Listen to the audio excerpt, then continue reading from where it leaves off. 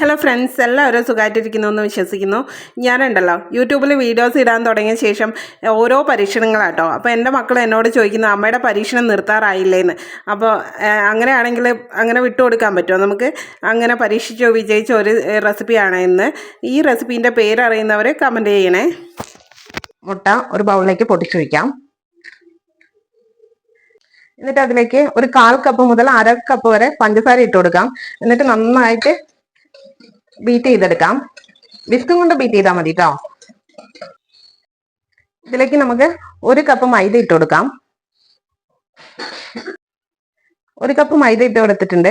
നമുക്ക് അതിന്റെ കൂടെ തന്നെ ഒരു 1/4 കപ്പ് പാൽ ഒഴിച്ചു കൊടുക്കാം. ഒരു ഇഡ്ഡലി മാവിന്റെ പരുവത്തിൽ ഇരിക്കണം കേട്ടോ, അതിനാണ് 1/4 കപ്പ് പാൽ ഒഴിക്കുന്നത്. അത് കഴിഞ്ഞിട്ട് അതിലേക്ക് ഒരു 1/2 ടീസ്പൂണ് വാനില എസൻസ് ചേർത്ത് കൊടുക്കാം. നമുക്ക് ഏലക്കപ്പൊടിയും ചേർത്ത് കൊടുക്കാം കേട്ടോ. ഇത് ശരിക്കും ഉള്ള റെസിപ്പിയിലൊക്കെ ഞാൻ കണ്ടിരിക്കുന്ന ഏലക്കപ്പൊടിയാണ് ചേർത്ത് കൊടുക്കുന്നത്. ഞാനിപ്പോൾ വാനില എസൻസ് ആണ് ചേർത്ത് കൊടുക്കുന്നത്.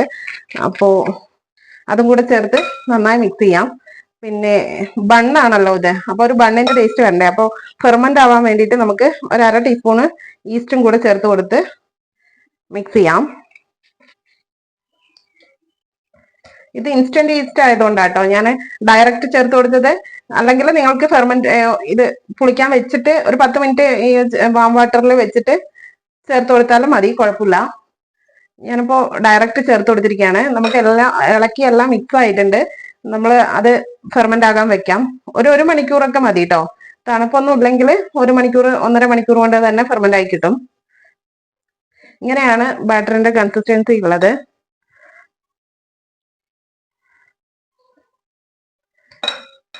അപ്പോൾ ഇത് അടച്ചു വെക്കാം. 1 മണിക്കൂർ കഴിഞ്ഞിട്ട് നമുക്ക് നോക്കാം. നമ്മളിത് റെസ്റ്റ് ചെയ്യാൻ വെച്ചിട്ട് 2 മണിക്കൂർ ആയിട്ടുണ്ട്. അപ്പൊ ചെറുതായിട്ടൊക്കെ ഫെർമെന്റ് ആയി വന്നിട്ടുണ്ട് കേട്ടോ. നമുക്ക് ഒരു ഉണ്ണിയപ്പച്ചട്ടി അടുപ്പിൽ വെക്കാം. എന്നിട്ട് അതിലേക്ക് ഞാനിവിടെ നെയ്യാട്ടോ ഒഴിച്ചു കൊടുക്കുന്നത്. നിങ്ങൾക്ക് വേണമെങ്കിൽ ബട്ടർ ഒഴിച്ചു കൊടുക്കാം, എന്ത് വേണമെങ്കിലും ഒഴിച്ചു കൊടുക്കാം. ഞാനിപ്പോ നെയ്യാണ് ഒഴിച്ചു കൊടുക്കുന്നത്. നമുക്ക് കുറച്ച് മാവ് കോരി ഒഴിച്ചു കൊടുക്കാം.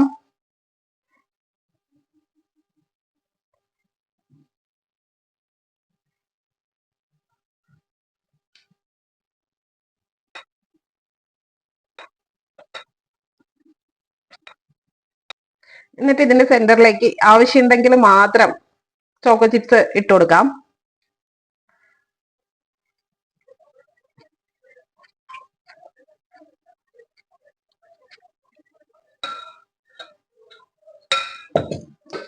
എന്നിട്ട് നമുക്ക് അത് അടച്ചു വെക്കാം.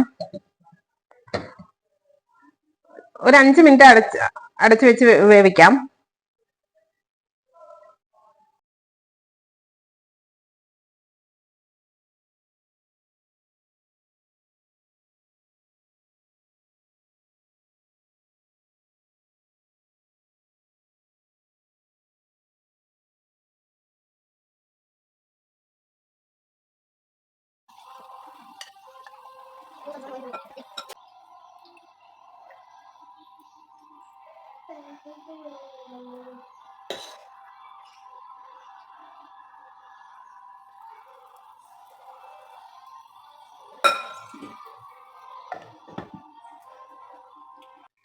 കാണിച്ചു തരാവേ. ഇത് നല്ല സോഫ്റ്റ് ആട്ടോ. അതാ ചോക്ലേറ്റ് ഒക്കെ മെൽറ്റ് ആയിട്ട് നല്ല ടേസ്റ്റ് ഉണ്ടാവും. Chocolate ഇടുമ്പോഴാട്ടോ taste. ചോക്ലേറ്റ് ഇല്ലാത്ത ഭാഗം അത്ര ഇതില്ല. ചോക്ലേറ്റ് ഇടുമ്പോൾ നല്ല ടേസ്റ്റ് ഉണ്ട്. കണ്ടോ, മെൽറ്റ് ആയിട്ട് ചോക്ലേറ്റ് ഒക്കെ മെൽറ്റ് ആയിട്ട് നല്ലോണം മെൽറ്റ് ആയി വന്നിട്ടുണ്ട്. നല്ല ടേസ്റ്റ് ഉണ്ടാവും. സൂപ്പർ ടേസ്റ്റിയാണ്. Thanks for watching.